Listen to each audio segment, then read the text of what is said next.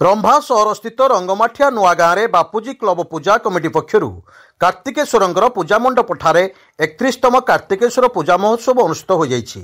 एही अवसर में षष्ठ दानात्मक पूजार्चना और सांस्कृतिक कार्यक्रम मान आयोजन हो जाइछि।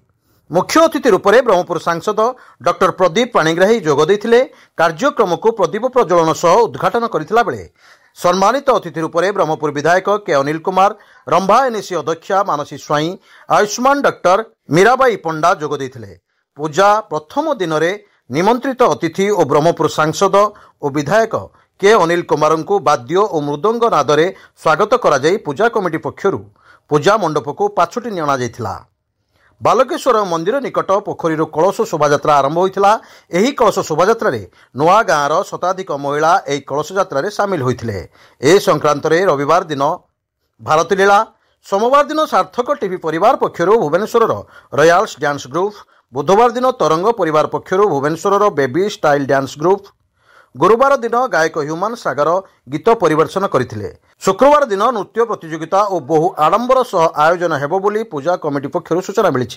यही पूजार्चना और सांस्कृतिक कार्यक्रम को देखिबा पई रंभा सहर समेत आखपाख अंचल में भिड़ जमी देखा मिली। सुरक्षा दृष्टि रंभा पुलिस प्रशासन पक्षर पुलिस मुतयन कर जाइछि। एही कार्यक्रम आसंता 7 दिन पर्यंत चालू रहिबो। कार्तिक मास महाकार्तिक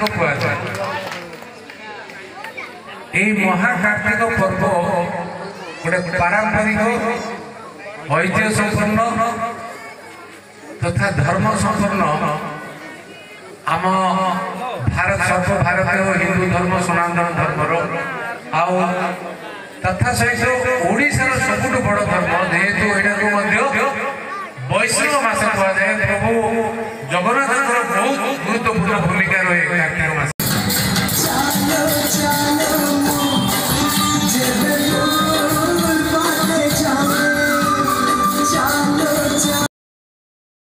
गंजाम सुजित बेहरा रिपोर्ट, स्वतंत्र ओडिशा लाइव।